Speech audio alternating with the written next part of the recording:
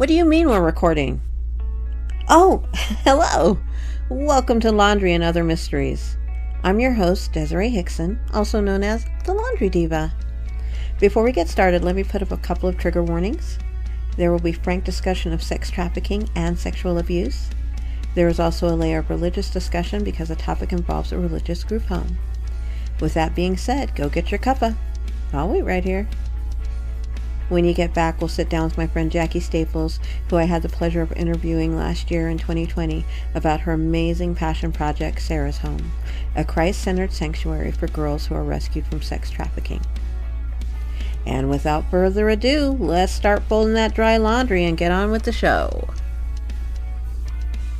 Welcome to Laundry and Other Mysteries. Today, my guest, Jacqui Staples, is going to join me, and we're going to talk about all sorts of things except for We're probably going to talk about laundry, but apparently that's not her thing. And that's not all my right. thing. Can you do me a favor and introduce yourself to our listeners, Jacqui? Hello, everyone. I am Jacqui Staples. My daytime job is a financial advisor. However, I am very involved in the community in many different organizations, and I just love connecting everyone and helping everyone and watching people grow and just stay positive and connected. Nice. All right. So before we get into the meat of this podcast episode, I just got to ask you, even though laundry's not your bag, what's the thing you hate the most about laundry? Like, one thing, like, if you have to do other things, the one thing you flat out refuse to do, what won't you do for laundry? I don't mind doing laundry. I just don't have time to do laundry. So that's my husband's chore, and my children, who are 16 and 13, they have been raised since they were 6 years old to do their own laundry. So, laundry just has not been a thing. I rather utilize my time doing other things because I have my hand in so many different cookie jars. It just seems like a waste of my time because you have to be prepared to take it out of the washing machine in 30 minutes. And then you have to be prepared to get it out of the dryer after an hour. I'm ripping and running the city so much that I cannot pay attention to the timer going off or the buzzer going off. So my husband handles all of that. It's not that I don't like it. I just don't have time. My time can be better used elsewhere. And you know what? And that is a very, very wise. Like, some people are just like, ugh, laundry, and they kind of muddle through it. But I think that's very smart, right? You know you don't have time for that. There are a million other things on your plate. And if there's somebody else in your household who can handle it, let them deal with it, because it is, especially if you like your clothes a certain way, right? If you are anti-wrinkle, got everything needs to be orderly, you need somebody that's going to be right there to take it right out of the washer so it doesn't get moldy. And throw it in the dryer, take it out of the dryer right away so it doesn't get wrinkled, or at least wash it so it doesn't, one thing that I found is that sometimes things, if the dryer is too packed, right, they can go through the dryer and be completely dry, but if they're squished in the dryer, they'll get wrinkled that way. So you need somebody that's going to be home to remove the big things, or to be able to do two sets of dryers out of one wash, or whatever, someone who's got time to focus on that stuff. Now, obviously, as the laundry diva, that's part of my job every day, is I handle other people's laundry. But I really do appreciate when people understand what their, what's the word I'm looking for? What their limitations are. Like, laundry is just not something I want to spend my time with. And I think that's great, because sometimes people try to do too much, and then it does become overwhelming. And so then it doesn't get done. Right. And when I was a single mom and my daughters were very young, like 2 years old, 3 years old, 4 years old, they couldn't do their own laundry. And, they go through a lot of clothes when they're very, very small.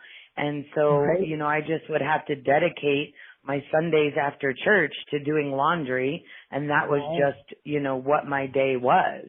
And so I did used to do laundry all the time when my children were young and I was a single mom. But since then, I now have older children and I have a husband who's OCD that wants to stay married so I don't have wrinkles in my clothes. So I am so very grateful for that. Yeah, it totally works out. And I like that. I like that idea. I put in my time. hey, right, and it's great that your girls do their own laundry. I mean, I wish I could I've got one of my children that has no problem taking care of laundry for me, but one of my children is like, like, oh, laundry. So, well, if there could be any great thing that comes out of a very traumatic experience of getting a divorce, it would be that you can always utilize that to your advantage to get kids to do things. So I tell them, your laundry must be done every single week. If you do not like this rule, you may choose to live with your father. They don't want to do that, so they get their laundry done. It's like, oh, wow, tough decision. Perspective. Exactly. There you go. And speaking of perspective, we're going to get a little deep in this conversation today, and we're going to talk about one of your heart projects, which is Sarah's Home. Can you tell me a little bit about that? Let's introduce our listeners to that. Yes, I would absolutely love that. I'm on the board for Sarah's Home, and Sarah's Home is a local nonprofit that's out east of Colorado Springs, of course, in a secret location because it is a house, it is a sanctuary, it is a healing entity for children, girls specifically, 12 to 18 that have been rescued from sex trafficking. We are licensed in the state of Colorado as a specialized group home, but majority of groups home have gone away, and people typically just get put with foster cares and foster homes. But we are a specialized group home, and we offer healing and education, restoration, and reintegration for survivors that have been forced for the commercial sex trade. A lot of people don't know that we're here locally because we do have to keep things private, but at the same time, we have to fight to bring awareness because we have girls from Woodland Park and Colorado Springs. We also have girls from Florida and Tennessee. So it's happening in our community, outside of our community, and there's not many in the country that are operating the way that we do. We are biblically based. We are Christ-centered. So we are essentially helping them save their soul and help their mind and their emotions, and we are also healing their families as well. So when you send a child to foster care, there's no counseling for the parent to help them. There's classes that a parent may have to take to get their child back, but we walk hand in hand to mend these families and really bring them back to center. Sometimes they don't even start out at center. Right. So sometimes it's a lot of work to bring the family to there's peace there and where they can reunite. Yeah. Most of the times we receive girls from a government entity such as DHS or CPS or the FBI or the police department, a task force, things like that. So we can see if they would be a good fit for our program. Typically that takes up to 2 weeks to really vet a child and their family to see if it's going to be a good fit for us, because every time we bring a new girl in, it rocks the progress and the boat for all the other girls that are in process of their personal healing. And nobody really thinks about that. Because these girls are 12 to 18, sorry, go ahead. No, go ahead. They're 12 to 18? Yeah, so because these girls are 12 to 18, they are at a different point in their life, Being a teenager, as you know, we've both been teenage girls before. It is ever changing. The emotions, the hormones, academically, everyone is across the board, different grades. And we have a full accredited school on campus that I would describe personally as more of a Montessori type school, because as these girls are going through this, they may wake up in the morning and they have to be to class at 9 a.m. in the next building, but they had night terrors all night because they're fighting these demons that are inside of them for whatever reason. And they don't feel like learning today. And the teachers have to be able to know these girls inside and out to identify that and say, you know what, we're not going to sit in the classroom today. We're going to go plant flowers. And then these teachers have to figure out how to teach them algebra while planting flowers. Mm-hmm. So it's very, very hands-on. You know, I have several people that ask me, Jacqui, you could save so much money on overhead at Sarah's home if you just did online learning for them. But what a lot of people don't think about is most of these girls end up in the sex trafficking ring because of somebody that they ended up loving and trusting from the internet. Mm-hmm. So we can't put them back on the internet to do their learning. That's just opening that gate world back up, and we can't do that. And people don't think about that. We have to keep it very limited on how many girls we have in the house because of the recovery time and process. Like I said, bringing in a new girl rocks the boat every time. But also, you know, when you think of group homes, you think of bunk beds in multiple rooms. And we can't put another girl in the same room because of the sexualization that they have endured. So people don't think about all those things. What I was going to ask is deprogramming also part of the system that you're working with? Like kind of getting these girls to change their mindset or whatever? Yeah. What's the mindset is exactly everything it is. Everything that the program is about. You know, yes, physically taking them out of that world so that they are not sexually abused anymore and used and manipulated. Physically taking them out is so very important. But because there's so many layers to that, I mean, just us as human beings outside of, you know, ever having that type of trauma, we all have layers and layers of different traumas. So these girls still have those same layers of traumas that each one of us have endured in our decades of living. They still have those, and now they have the biggest layer of all, being, you know, sex trafficked. So when these girls come to us, they aren't coming to us crying and thanking us and being so grateful that they're at Sarah's home. They come to us because most of the times they come because they've gotten arrested from a government entity or taken or whatever the case may be. They are very angry and they are very mad that they are at Sarah's home and they don't understand and they just want to go back to doing what they were doing. And most people don't understand that. They think that the girls come to us because they want to get out of it. Well, that's not the case majority of the time. Majority of the time, these girls are just doing this because the person, we're just going to call them, you know, common day, it would be called something else, but, you know, what they are indeed is a pimp, regardless of how we want to twist it or flip it. So their pimp has manipulated them into thinking that they love them and that they're their girlfriend and they're going to take care of them. And this is how this girl, woman, you know, young woman takes care of them back, is by giving herself to others for money so that they can sustain the lifestyle that he manipulated her into thinking she could have with this pimp. So that's typically the story. That's majority of the girls that we've had come in. We have a girl right now who's very angry. It's been over a month since she's been in Sarah's home. And she came to us because she got caught sex trafficking and, well, you know, she got caught sleeping with people, and it was her boyfriend that was sex trafficking her. But what came to surface was that her father actually convinced the boyfriend to have her do this. Oh man. So she's getting it from both ends, basically family and a romantic interest.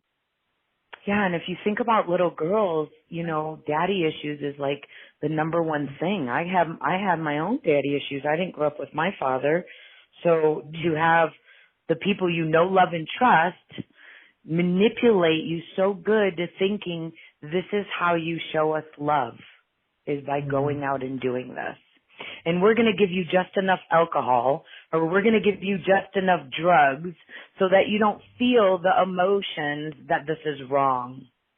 And now you're addicted to this alcohol and the drugs, and you don't know where to get these, so you got to continue doing this, and I will feed you your habit that I now made you have.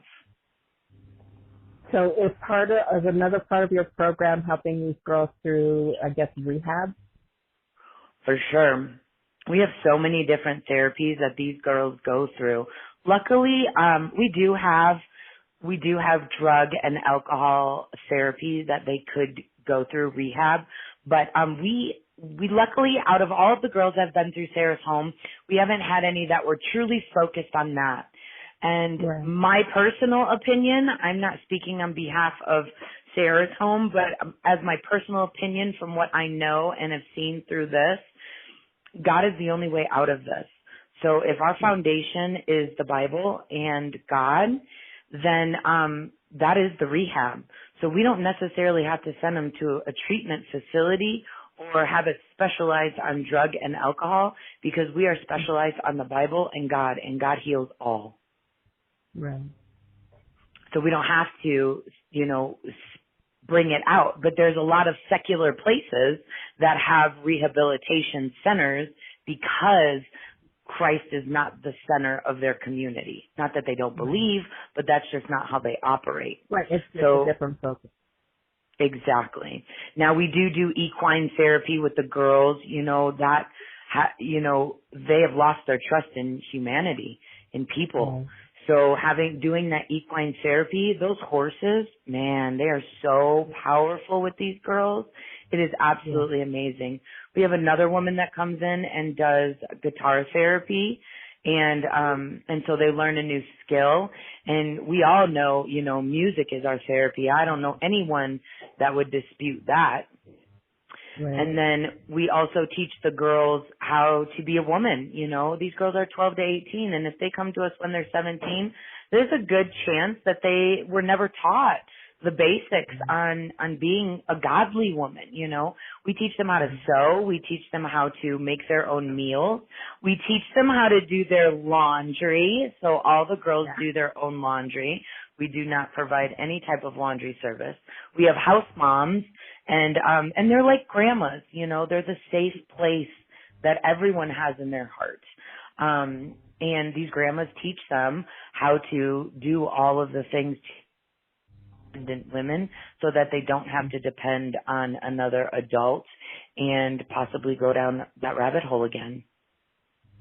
Now, the grandmas or the moms, house moms, are they like therapists or licensed in any way, or are they just? But I imagine they're definitely properly vetted. But do they have credentials? Yes, great question. 100%.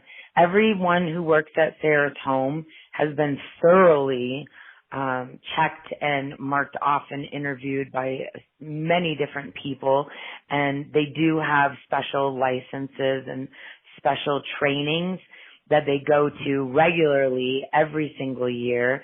It's a very specialized thing. So there isn't just one type of degree or certification that you can have to work with these girls. It is an ongoing training process for sure. And you really have to have the right heart. We have to, outside of just the certifications, we have to make sure that they don't have too much baggage themselves, to make sure they're not transferring any of that to these girls. So we have to make sure that they are fully Christ-centered, because there's a lot of us that want to be Christ-centered. There's a lot of us that want to help others, but sometimes we want to help others to divert from helping ourselves. So we have to pay attention to all of those things. That's a good idea. I like that. Now, tell me again, how long have you been doing this? Or actually, how long has Sarah's home been around? Yeah, Sarah's home has legally been in existence for 8 years. Because we are a licensed home in Colorado, It was a lot of red tape to get all of this accomplished 8 years ago. And then it took about 2 years for us to start acquiring and making those connections with all the government entities for us to start receiving girls. So we didn't start having girls in the home until 6 years ago. And, this was all extremely God-led. It was 2 women that were, that went on a mission trip overseas, and they saw all this sex trafficking happening in another country, and they came back here and found out it was happening in our country. So they said, we need to do something about it, and they started talking to people and trying to find a way that they could help and make a difference in our community. And it just so happened that there was a church that had 3 buildings, and they were going to demolish them. And so instead, the church donated these buildings and this property for $1. And then we had all of these volunteers, GCs, handymans, you name it, people that just wanted to help, volunteer their labor and rehabilitate these 3 buildings. And Sarah's Home was able to raise enough money to buy all the materials and make 3 amazing buildings that provide the girls with a full home. And we even have a safe house in the basement that's like a bank vault so that we can keep these girls safe, because we have had 2 pimps show up in the last 6 years and no one took them. Everyone was safe. The girls were in the vault. So we have had that happen. And then another office is the administrative building that we need to have. And then the third one is the accredited school. So we've been in existence for 8 years, girls for 6 years.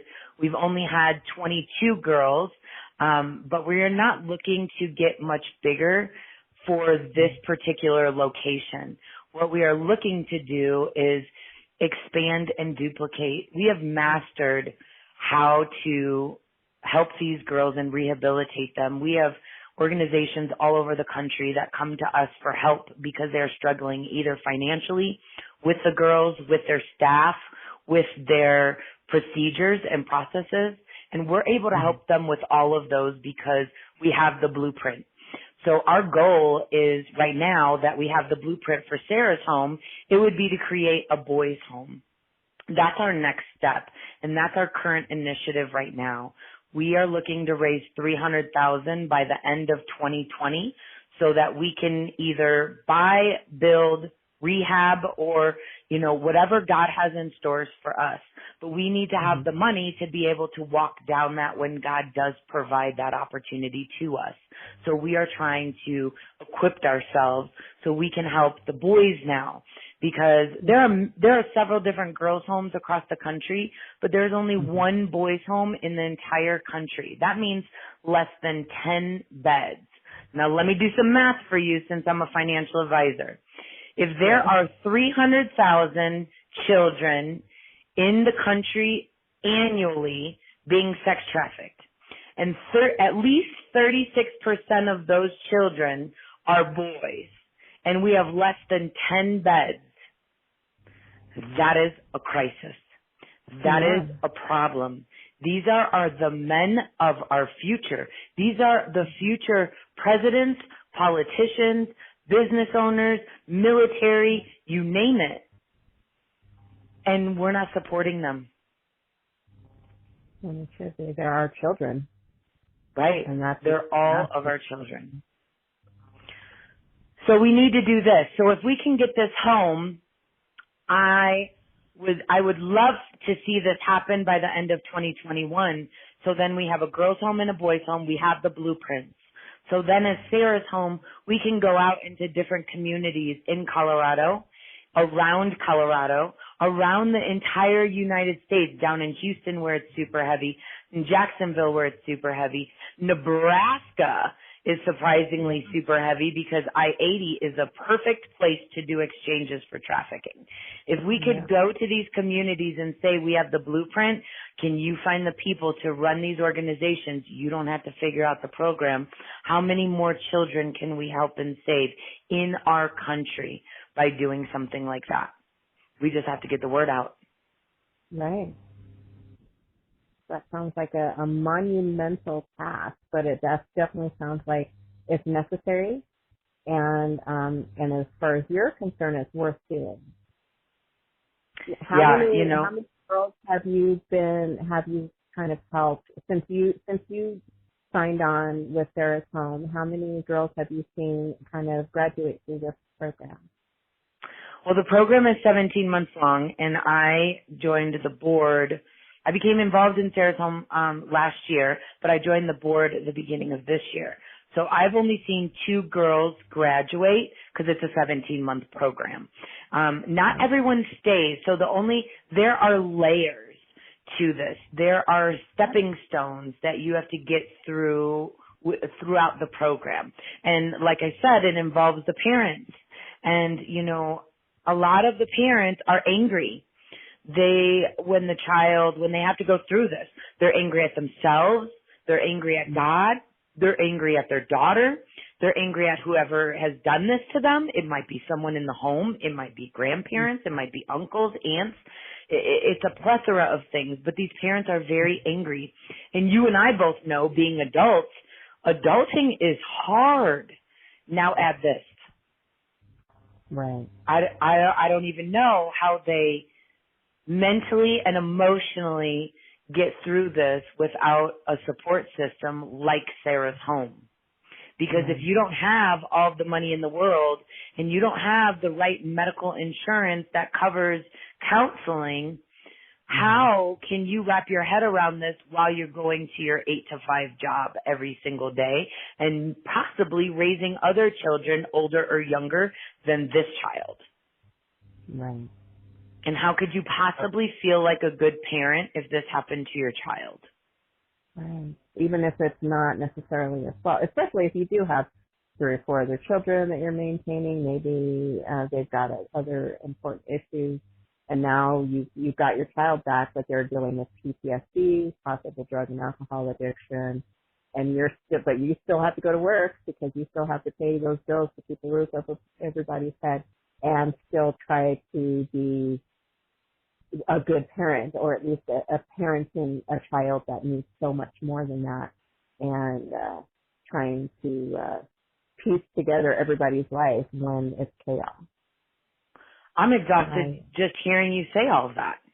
Yeah, I'm thinking I just have a small family, and I don't know if I could do it. I can't imagine what it might be like for people with, more of that burden. And so I'm grateful as a member of this community or any community that there are organizations like Sarah's Home out there that are at least taking a piece of that and helping out, because I think, the sex trafficking stuff is kind of stuff that is sort of in the shadows, I guess. If you're not really, if you're not like me, and I'm a voracious news junkie, so I'm always listening and looking for stories like this. But most people, because it's so traumatic, right? Just the idea is so traumatic. It's something they shut themselves away from. Nope. It's negative, and I don't want to deal with it. My life is perfect. My children will never get involved in any such thing, so I don't need to know the details about anything like this. But when you realize that sometimes the best, even, a grade A student can get swept up in this kind of thing. Just getting mixed up with the wrong person on the internet, meeting the wrong guy at high school, or an uncle or a family member deciding, hey, can you help me out? It can blow up an entire life. And but without giving too many details about my own life, and I haven't had anything this deep, but we'll just say I suffered a couple of instances that could have turned into something like that, right? Yeah. And so, and I grew up in a town, you mentioned Nebraska, but in Omaha. In Omaha, there is a vast criminal enterprise in sex trafficking. This much I do know because I knew people that were involved in that as a child. Yeah. And then, those things that blew up in the middle 90s, in the late 90s, I knew some of those kids that were involved in some of the news stories that happened. I'll just throw a word out there, the Franklin Credit Union scandal. I knew people that were involved in that. And, and people, even then, even though they had these kids in front of them, they didn't want to know. They didn't want to, they kept trying to sweep it under the rug. But it was because I was friends with some of these kids that were involved, it was something that was, that continues to this moment, be something that's heartbreaking, because I believe that we could do more, but we don't. Because it's easier to, throw somebody in jail. It's easier to lock somebody up in rehab and let somebody else deal with it, rather than face the fact that these are our children and they need our help. No matter how much work we need to do, how many bills we need to pay, our children still need us. And so a place like Sarah's home, and the idea of building a boys' home or series of boys' homes, it's almost like, why hasn't somebody thought of this before? Because, there's definitely the idea that, and this is what we want in the Christian community, is that, men are heroes, are rescuers. But while they're children, they still need to be watched over. They need to be taken care of so that we can raise them into the men that will take care of our daughters and our grandchildren and so forth. But when they're young, they're still impressionable, and they can be misled. And this is the time for us to be looking after those young men and holding them up so that they can lead their life on the proper path. But Amen. It's easy to kind of block that out, because it's sort of that ugliness that we don't really want to see and admit that's happening, no matter what happens. And so I am really glad to know you and know that you're involved in an organization like Sarah's Home. And I know that some of my listeners would love it. I know that some of what you're doing is like fundraising in the community, but is there a way for like the average person to support Sarah's Home? Like, do you guys have a donation foundation, or a hotline where people can volunteer, or any way that the community can support Sarah's Home? I would love for you to plug it in this space right here. Yes, 100%. Anyone can go to sarahshome.us, and there are sponsorship opportunities. There are donation options where you can do a one-time donation, monthly donation. Literally, you can detail it however you want to. And there's also special needs, things that the house needs, that the girls need, that are tangible, because there's a lot of times people say, like, I want to give them my grandmother's blanket. And so they donate the grandmother's blanket to Sarah's Home. They want something from their family that was a positive thing to be brought into Sarah's Home for the goodness, to take out any evil entities that may, come into the home when these girls come in with them. So there's a list of all of those things. The girls love going. These are teenage girls. They love going to the mall. Do you think we can just take the van and drop them off at the mall like we normally would do with any of our children? No. So we have to do things differently. But the girls would love to have a gift card and go to Ulta and buy some makeup and feel pretty. And because once they come to the realization that they've been victimized, we never tell them that they are a victim or that they've been sex trafficked. When they come to the home, they have to come to that conclusion on their own. We love them and walk with them through that journey. But once they come to that, and then they start to overcome everything, as soon as they get to the realization, this person really didn't love me, because I've learned what love is through the Word of God, and that is not love. And so now they want to reinvent themselves, and now they want to become who God has intended them to be. And every girl wants to feel pretty, and now we can help them create boundaries on what that pretty looks like, you know, not having to show cleavage, but maybe they want to wear a little eyeliner or mascara. Right. So yes, treat them sarahshome.us. sarahshome.us. So the idea, for instance, behind the makeup and the dressing and things, is to take pride in themselves for their inner self versus trying to share it with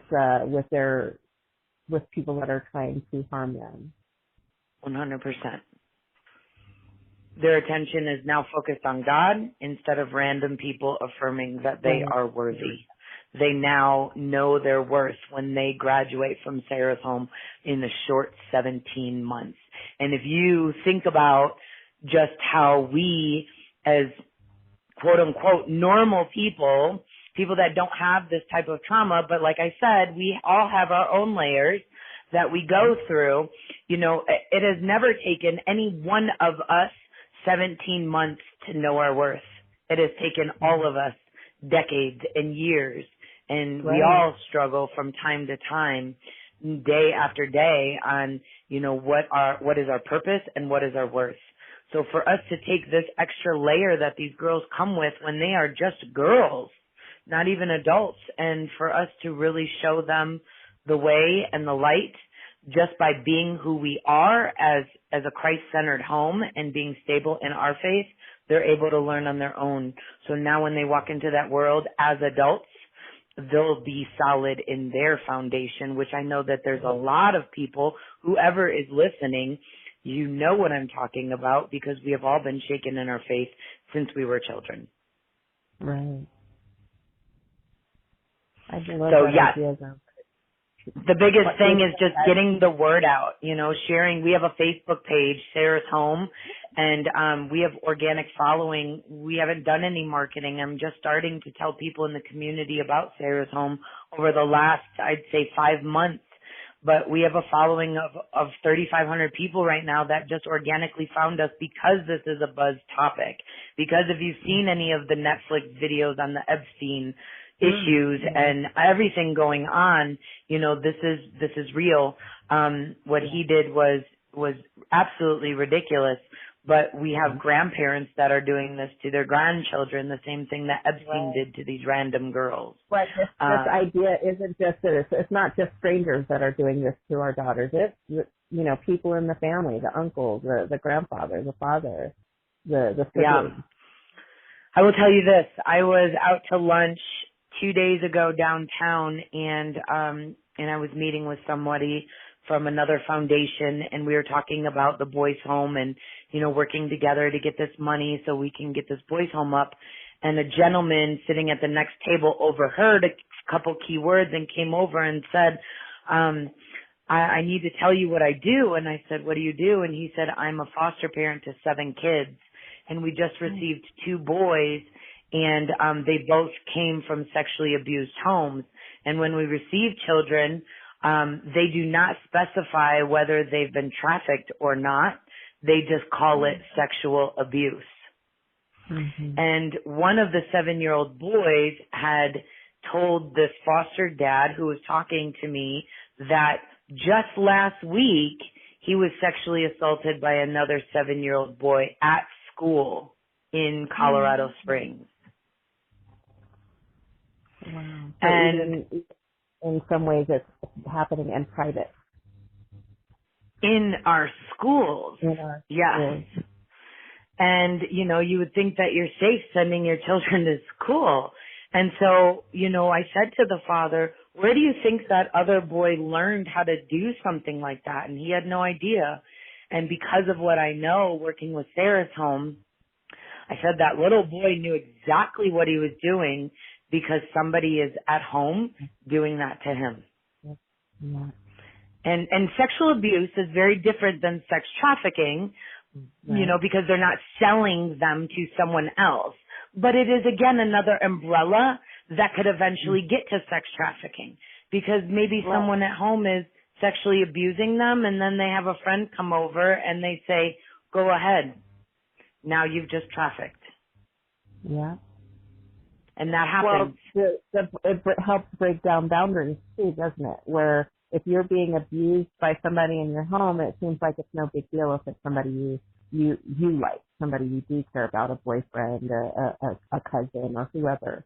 It Yeah. becomes easier to break down those boundaries to where you just let anything happen to you and you don't care. And then when you go to someplace like Sarah's home, you have to be re-taught how to take care of yourself, Yeah. how to find that love from the Heavenly Father, or and embrace the good in yourself, that it wasn't all your fault. You had unlearned all of these horrible things, and that's a lot of work. That is a Yeah, lot of man. work. 17 months almost seems like almost not that long of a time when you think about how much work it takes, even for someone. We keep talking about adults kind of going through this, PTSD from our youth and so forth, Yeah. and imagining 17 months is just a drop in the bucket of how much time it's going to take to truly work through all of the damage that is done to you emotionally, physically, and psychologically, so that you can actually go through life without having the flashback and the triggers that might cause you to be fearful of what your next move might be in life.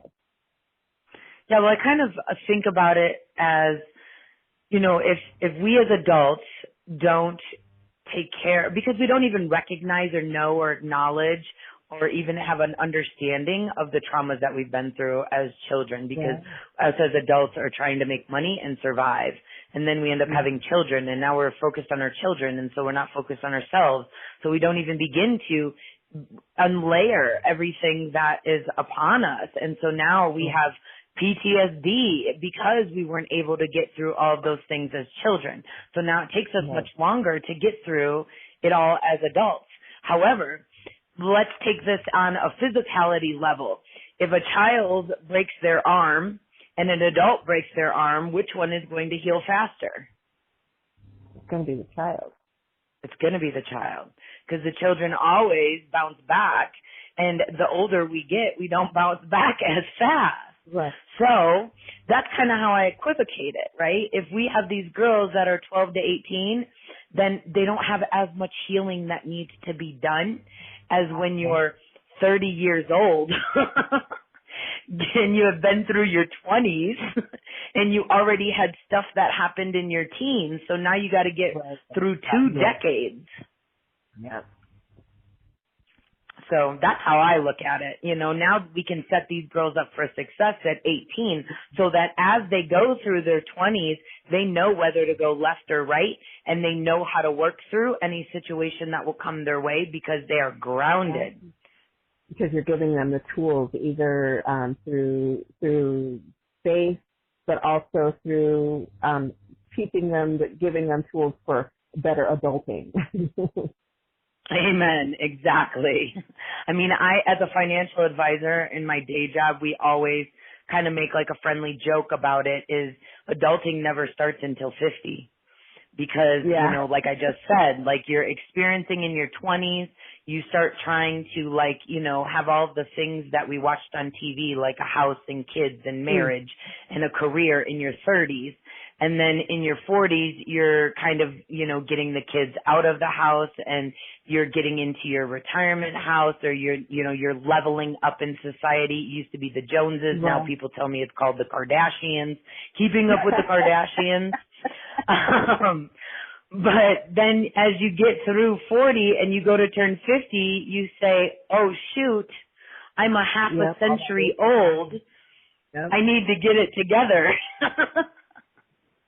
And then you finally, and hopefully you still have time left to do that. But yeah, you're right. I hadn't thought of it like that. The time for healing for a young person is going to be a lot quicker than for someone who's older, who is maybe just getting into their 30s and 40s and realizing they have work to do or whatever. Yeah, I mean, if we didn't have Sarah's home, these girls would end up in foster cares. And not that all foster cares are bad, but there is a large percentage that isn't the healthiest. And it's a system thing. It's not always a people thing. People are flawed in general anyways. So without the proper training and resources, how can they possibly help these girls? They can house them, but how can they help them? There's a difference. Yeah. We do it all, and a foster care only houses them. They can't necessarily help them to the degree that we can. And if you look at adults in the prison systems, girls or boys, men or women in the prison systems, statistically, most of them come from a foster situation. Yeah. So I don't want these people that have been violated, manipulated, to end up in the prison system simply because nobody was out there saying, let me help you, because they didn't know how. So we know how, and not everyone has to know how. I just need all hands on deck to help us help them. Right. Well, and then you hope, and I just, I am not with Sarah's home or anything like that, but if I'm using my mind's eye and going, you know, what would I envision something like this transforming into? And what I would see is that for every girl, or in the near future young man that you help, that they would also help the community and go on to spawn more centers. That, and therefore it would grow from there, you know, that whole theory of each one teach one. That, you know, and that ripple effect, that would be amazing if you could get that going, if the community could get that going to support the specific needs of this particular community. But I love that you. Oh my God. Go ahead. I love that you said that. I love that you said that. I love that you saw it like that, because I didn't say any of that, and that's exactly, you know, what we would love to see happen. You know, in this society right now, with the election going on, with, you know, the Black Lives Matter, with all of this stuff, we're so divided as a country, but yet everybody wants is equality and love and respect. That's all we all want. That's what it boils down to. And what you just said was exactly what we're trying to accomplish. And, you know, I try to tell people all the time, we have to move slow to go fast. Everybody wants to tackle all of these huge issues so largely, and nothing's going to happen quickly when you go so big. So when you go small like this and help these smaller organizations, then we can grow and get nationwide. And if everybody took their energy and got behind this, then we can make it happen. Yeah, I agree. I think, sometimes people see the big picture and they want to get to the end without doing the little, you know, but one thing that I guess maybe it's just from my own experience or just seeing how other people approach trying to take a big bite out of something and failing, is that sometimes if you take on a smaller task and then you can bring those if everybody else is doing different sets of those smaller tasks, eventually everybody can come together and collaborate on a bigger task. But I think that's sort of where people kind of lose focus. They go for the big thing, it doesn't work out, and they completely give up. But I believe in the idea of doing small things in a big way so that you can start bringing attention to the bigger picture that you want to do. For instance, you know, a lot of people don't understand the reason why I started this podcast, or a lot of people eventually learn the reason why I started this podcast is because as the laundry diva, at some point in the next 5 years, I intend to have a laundry truck that will help the community get their laundry done cheaply or for free. But if I can't, you know, nobody's going to throw $50,000 at me to go out and get a truck and put washing machines on it and hire people to run it. I have to raise the money myself. And how do I do that? I introduce myself to people. I let people get to know me. And then I start building the foundation, and then I start raising the money, and then I go out and look for trucks, and then I go out and look for the machine, and so on. It's small bite. You know, here's the cake, but I have to piece out the cake. I can't just cut the whole cake and take a big fork and swallow it whole, or in short, or in giant short bites. It has to be small steps to get to the bigger picture. And that completely was convoluted. But what I was trying to say is No, I that's could great. run to camp if I wanted to, so maybe I do find somebody that wants to throw $100,000 at me and I can just go do what I want to do. But will I really accomplish what I want if I can't invite the community to support it? If I can't draw in the community and people who I can help to also come on as volunteers or as experts to also help this idea grow. And I think the idea of nurturing these young people out of this system and then encouraging them to come in to the system to become helpers. And then they take their ideas, their dreams, their support to other states, other counties, other countries.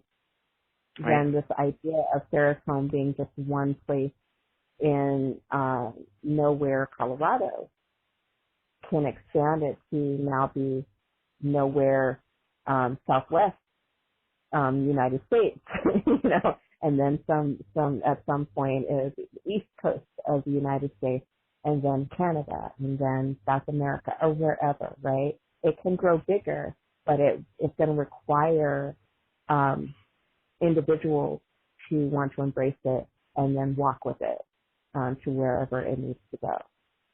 And Yeah. so, Yeah, I mean, this is one thing I haven't told you, and I just thought about, and I'd love to share this as well. This is another way that everyone can help. Everybody eats. Everybody goes out to eat somewhere. Everybody shops. Everyone spends money at some point in time. What I would absolutely love to see in this city, what I'm working on right now, is I have a few retail stores that have decided to donate some of their revenue to Sarah's Home. So what I'd love to see is everyone in the city that has a credit card processing system, that gives out receipts, that every single receipt in the city says 10% of what you paid today goes to help Sarah's Home. Like, that would be amazing. And I have a credit card processing company that I've been working with. They're actually brokers, so there's several different companies that have told us, how we can make this happen. So we're going out into the community and we're meeting these retail owners, whether it's a restaurant, coffee shop, clothing shop, whatever the case may be. And it can even be online stores that are doing this. So that would be great, is if anybody knows somebody that owns a store like that, or if you have anything that processes a credit card, that's a huge deal. We can get some of those credit card processing fees removed from the credit card company, and then we can get proceeds going to Sarah's Home, which would clearly be more beneficial than giving to the credit card processing companies. That is a wonderful idea. You'll definitely have to give me some more details about that.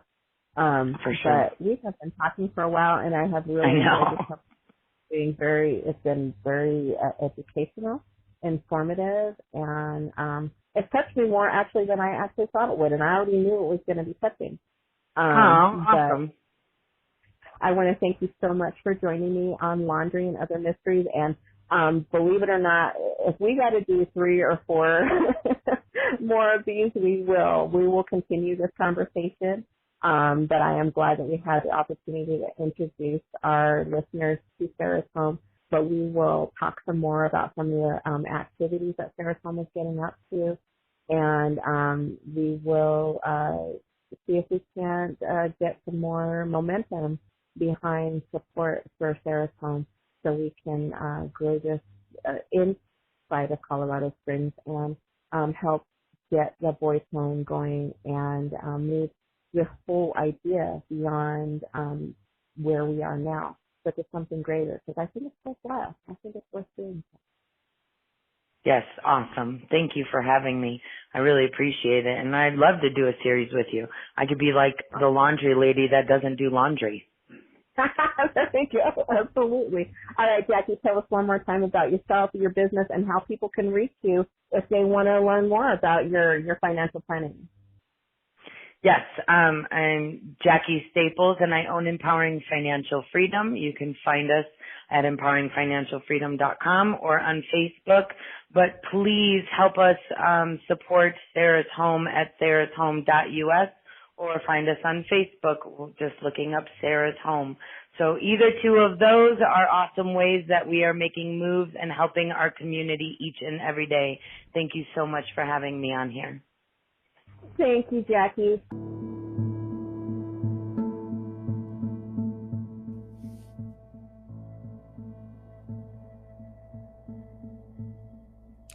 Welcome to our True Crime Cycle, the Other Mysteries part of this laundry podcast, where we discuss a true crime scam, the scammers, and the outcome. I came across this story as I was sorting out this episode and knew that I had to share it with you guys. With this one, we'll want to start towards the end, come around to the beginning, and then to the end again. Kind of like pre-treating, soaking, and then going through the wash cycle. In December 2007, John Darwin, a former teacher and former prison guard who had been declared dead in March 2002, walked into a UK police station claiming to have had amnesia and no knowledge of the last 5 years. Kind of the way a lot of you guys haven't actually cleaned your washing machine in quite a few years. Soon the police contacted John's wife, Anne Darwin, to inform her that her dead husband was indeed very much alive and well, which reminds me, y'all should probably check the dryer. This sounds like the perfect happy ending that most families dream of. Heck, many soap operas use this kind of story to give their characters an opportunity to grow, coming back as a new person, giving them a second chance.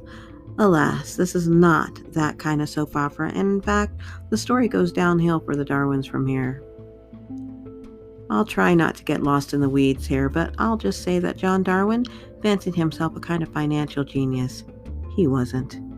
He had a string of financial missteps to prove that he was less often a penny smart and more often a pound foolish, save for the decision that he eventually made to fake his own death in order to use the insurance money to pay off his debts. This fateful decision came about because he was underwater with a couple of rental properties. He was unable to repair or rent them at the pace he was expecting to incur any kind of income, and due to this, he fell behind on the mortgage payments. This was on top of the fact that he also had multiple fine cars, like his Range Rover, that he insisted on keeping possession of. In order to get out of debt, but also keep control of his rental properties, John then decided to fake his own death. In order to be able to move about freely, he stole the birth certificate and name of a deceased child named John Jones, who had died in 1950. He wanted to keep his own first name so that he would always recognize when he was being spoken to, rather than become familiar with a new name. Eventually, he would take a canoe and go on a kayaking trip to coordinate his disappearance, thus his nickname, the Canoe Man. He would be reported missing when he didn't return to work the following week. In March 2002, Anne Darwin would eventually have her husband declared dead, and later she would claim his life insurance policies and his work-related pension funds from when he was a teacher and a prison guard. John Darwin would eventually use these funds to invest in properties in the U.S. and Panama, but we'll put a pin in that part of the story for the moment. In the meantime, John was doing a very poor job of laying low and staying dead. For a while, he hid out in a bedsit, or tiny apartment, next door to the home he shared with Anne. There was a secret door between the dwellings. He was spotted on at least one occasion by a neighbor tenant who asked him, "Aren't you supposed to be dead?" And John asked him not to say anything to anyone. The neighbor decided to keep his mouth shut and not get involved. Workmen and handymen report having encountered John when they would enter the Darwin home to make repairs, where John would behave as if he were a property manager standing in for Anne. John spent a lot of time on the internet and decided to visit and invest in some properties in the United States, but like a lot of Darwin's other projects, it fell apart because of his poor financial decisions. It is suspected that his failed venture in the States is what spurred him to explore real estate deals in Panama. For the record, Anne gave the game away inadvertently long before this story came to its premature end. A co-worker of Anne's had overheard something suspicious about Anne Darwin's plans to move to Panama and reported her to the police. In fact, 3 months before John Darwin walked into the police department to announce his return from the dead, the police were already on notice that there was something fishy going on. Under the name of one of his sons, John and Anne planned to invest in hotel property as a way to increase their income, effectively practicing money laundering, abusing their son's good name, because this scheme was a way to wash the insurance and pension money and turn it into legitimate income while the couple built a new life in Panama. Unfortunately for John, before he and Anne could settle down, Panama changed its business visa laws, making it impossible for John to do business under assumed name. He had to get a character letter from the UK, and that meant he had to use his own name and face in order to get the correct documentation. And that's why he walked into a UK police station and declared that he had had amnesia for the past 5 years. Apparently, Anne did a great job of faking relief and joy at John's return to the living until the local tabloids got word from a concerned citizen that a simple Google search of the words John, Anne, and Panama helped them to uncover a website called movetopanama.com, where there were found photos of John and Anne Darwin together, despite her supposedly not having a clue that he was indeed alive.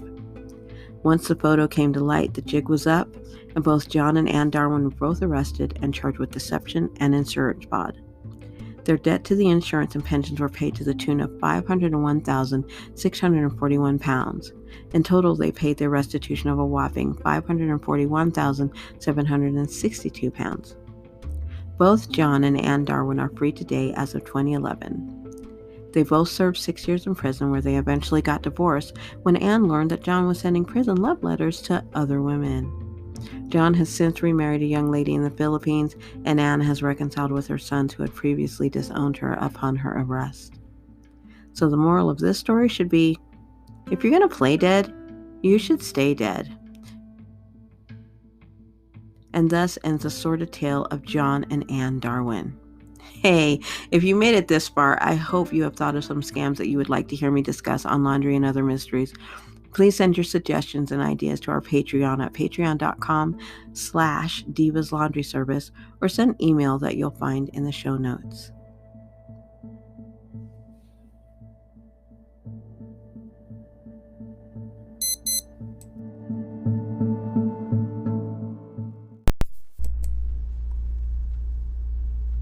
Well, that's a wrap on this episode of Laundry and Other Mysteries. Thank you so much to my dear friend Jacqui Staples for joining me on the show this week. We got to talk about loathing laundry and raising awareness for Sarah's home and funds for a boys' group home. In our true crime cycle, we discussed the fake death of Canoe man John Darwin. If you would like to tell me how much you enjoyed this episode, please check the show notes and drop me a comment or suggestion on social media.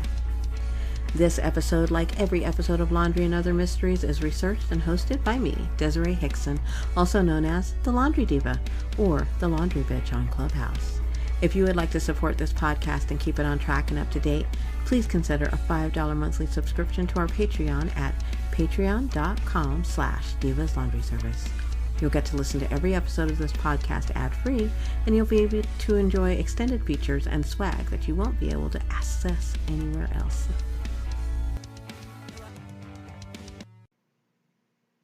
In the meantime, don't forget to get those clothes out of the dryer, and we'll catch you in the next cycle. Laundry and Other Mysteries can be found on Apple Podcasts, Spotify, Google Podcasts, and most other major podcast apps.